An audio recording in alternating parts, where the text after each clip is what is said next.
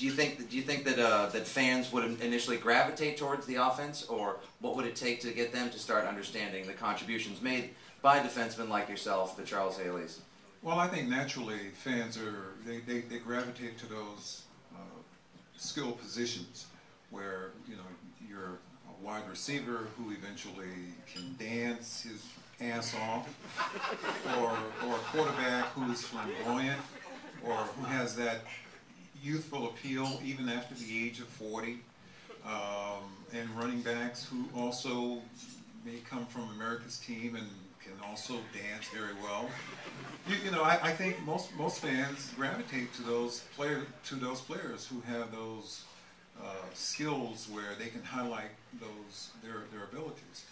But I also think that there are fans who have to recognize that defensive players, it takes a lot to play the game on the defensive side of the ball, whether it's stopping the run, pressuring the quarterback, sacking the quarterback, interceptions and so forth, defending. That's an art that a lot of guys, especially on the offensive side of the ball, can't master, because they're about getting the ball. They're not about stopping the guy with the ball. So I think there's tremendous talent on the defensive side of the ball, and I think fans see that, they appreciate it, and it should be recognized.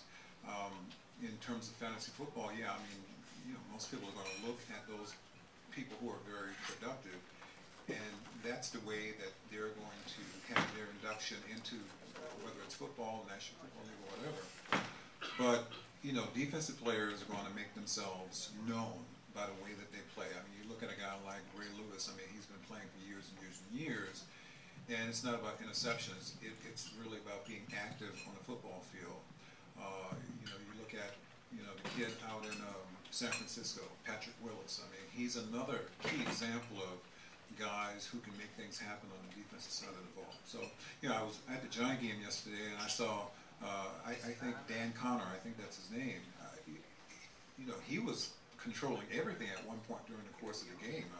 A sack, tackles, and so forth. He was all over the field. And if you're a defensive-minded individual, you see individuals like that, and you appreciate the way that they play the game defensively. Yeah, gentlemen, please, at any point, if any of you would like to follow up what one of your fellow panelists or peers has to say, please, by all means. We don't mess with Harry, so we don't follow up Harry.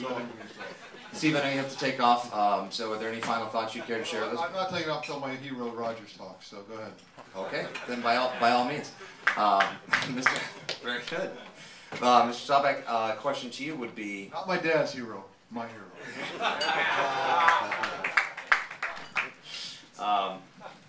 So, wide receivers were a big topic last year in our inaugural campaign.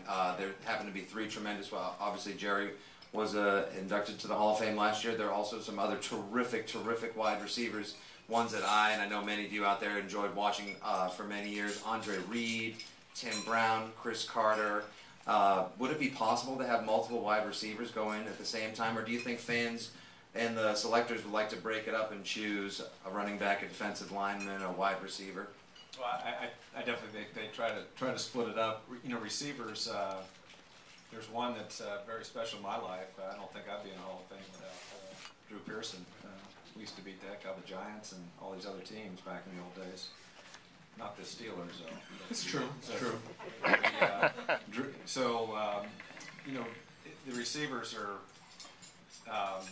It's statistics like the quality of play. Like Lynn Swan went in because of some.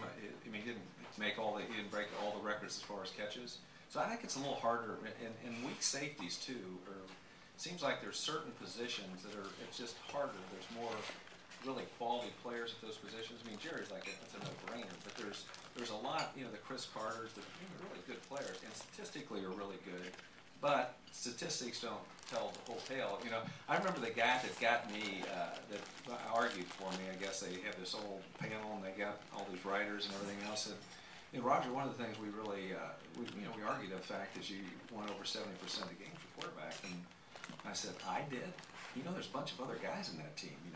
What if Archie Manning was on the Cowboys and I was with the Saints? How many games would I won with the Saints? So it really is. It's a team deal, and it's how you're caught up in the team, and it's and and now it's becoming, winning teams. How many Super Bowls?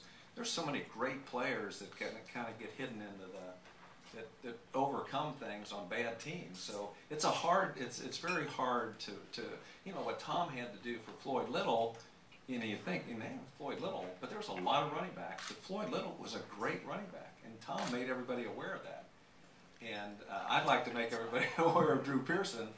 And so receivers, though, there's positions, and that's one of the most difficult positions. I also would have been a much better quarterback if I had this as a runner. I knew how to run, but I wish I had his speed. I'm a Steve Young. This would have gotten more trouble. He could not only throw, but he could run, and I could run too, but I didn't quite have his speed. You pissed me off. Yeah, you're like, what are you running for? Do you realize that I could be catching the ball while you're running? No, I'm just getting Let's into just see my route. what's more valuable, me catching the ball or you running around like a wild Come on, man? I'm breaking this defensive back down. I got him exactly where I want him. And I'm shaking, I'm getting ready to, break him off, get into my route. Then I hear the crowd start rolling like crazy. I said, okay, Steve, get ready to throw me the football. I'm ready for it. Look up, he's running up my back. What was your average on a rush? I don't know. I was 5.6 yards. Steve, I don't know. I don't have to look Yours at was about 8. We'll have to look at 9. No. This is not the time, about Roger. 4,000? Jerry's here with You you. got a Steve. 70-yard run. Steve, I think about 4,000 Focus on yards. Jerry's The touchdowns. thing that How many touchdowns the did he catch? defensive lineman, you said, Record. I hope he runs. We're going to knock his out. The concussions I had were in the pocket, hitting off the turf. They hated to see it. Yeah, he's crazy though, man. He was running without his We helmet one opened the game. game up for you guys by running. The next time, you got to open more because they were afraid we were going to run again. No, really, running quarterback screws up the defense. And this guy was the very best running quarterback in the history of the National Football League. I think your name was mentioned yesterday along with Michael Vick. Oh, well, Michael Vick. This guy's faster than me. In a good way, guys. Come on. I have to say, both of you guys were outstanding. Roger, when I came into the league, I was just a young guy, and you were a guy who I hated to go up against because as long as you were in the game, I knew that the Cowboys were always able to come back, and they called you Captain Comeback. I believe that's what they called you, but you were an outstanding quarterback, and I recognized that early on in my career. With Steve, he had the speed, but also he was a lefty. And that posed a problem for a lot of defenses because you normally look at a quarterback as being right-handed and you respond in a certain way. When you see a left-handed guy, you respond in a slightly different way. It's a different kind of look that you have to digest, but both of you guys were outstanding. So was Mr. Moon over here. Outstanding quarterbacks, just outstanding talent, period. Warren's probably faster than both Roger and I. He's just smart enough not to have to use it. I got hit one day by Donnie Shell on the sideline from Pittsburgh Steelers, and that told me to keep my butt in the pocket. That's not a place where quarterbacks should be out there in the secondary. Guys like Harry Carson trying to take your head off every time they get a chance. So Warren, I have to say, when you were with the Oilers, you're running the run and shoot, and you're doing that. I didn't do much of the run part. But I mean, every time you drop back on that little short curl, try to throw, and those linebackers, that was hard to watch. You were a tough guy. Yes, I am. One tough man there. One of the things that we can hope will come from the campaign